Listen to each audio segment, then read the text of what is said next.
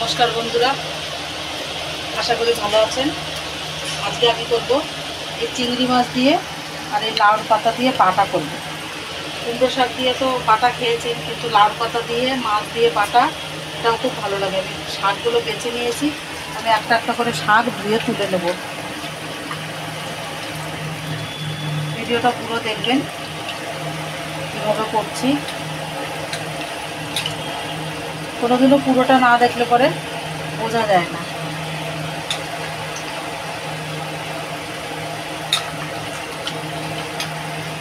শাকটা ধুয়ে ভালো করে কুচিয়ে নেব।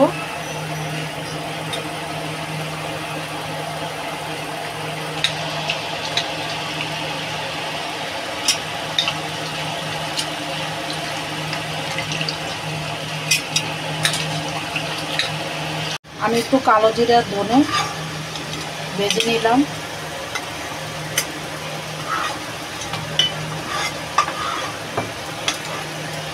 এবার আমি চিংড়ি মাছটা ভাজবো। কড়াইটা দিয়ে দেবো সরষের তেল।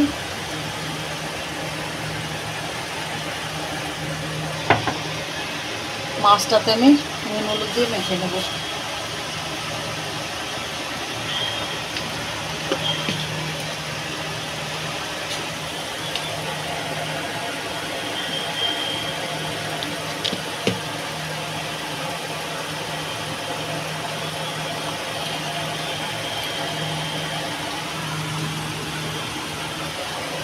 মাছটা দিয়ে দেবো আর এদিকে আমি শাকটা কুচিয়ে নেব।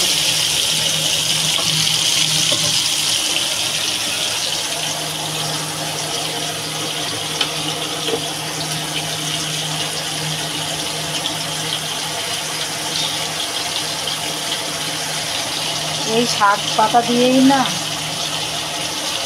এই দিয়েই ভাত পেট ভরে ভাত খেয়ে নেওয়া যায়, আর কোনো তরকারি দরকার হয় না।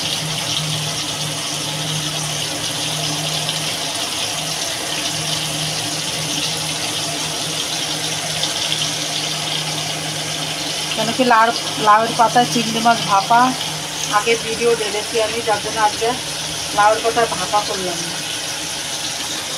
আমি এই যে ডান্টিগুলো আছে এগুলোও দিয়ে দেবো সঙ্গে কুচিয়ে।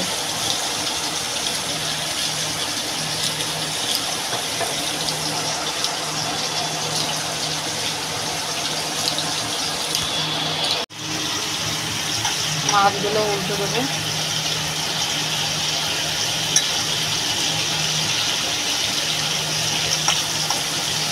এই মাছটার ভিতরেই আমি এই লাউ শাকটা দিয়ে দেবো।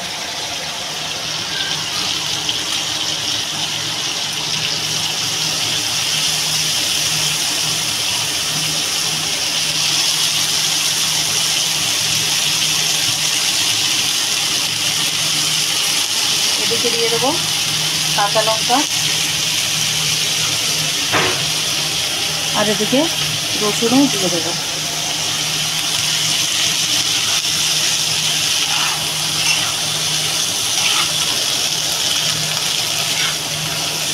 পাতাটা আর চিংড়ি মাছটা একসঙ্গেই ভাজা হয়ে যাবে। আমি হলুদ দিয়েছি, আর হলুদ দেবো না, সামান্য একটু লবণ দিয়ে দেবো।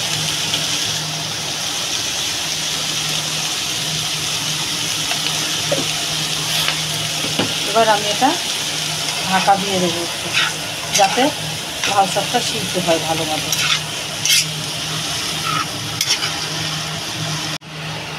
দেখেন শাক থেকে কত জল বেরিয়েছে, এটা আমি আবার ঢাকা দিয়ে দেবো।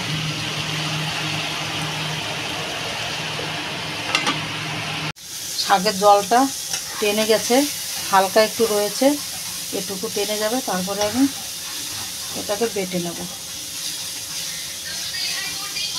এটা ভাজা দেখেন হয়ে গেছে, একদম রস টেনে গেছে ভালো মতো। নামিয়ে নেব। এবার একটু ঠান্ডা হয়ে গেলে তারপরে এটা বেটে নেব।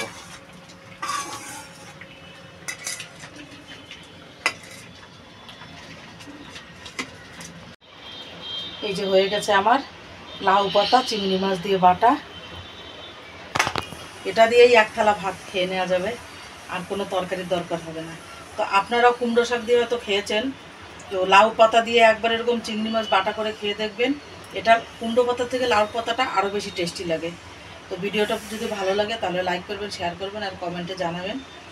তো ভিডিওটা এখানেই শেষ করছি। ভালো থাকবেন, সুস্থ থাকবেন। নমস্কার।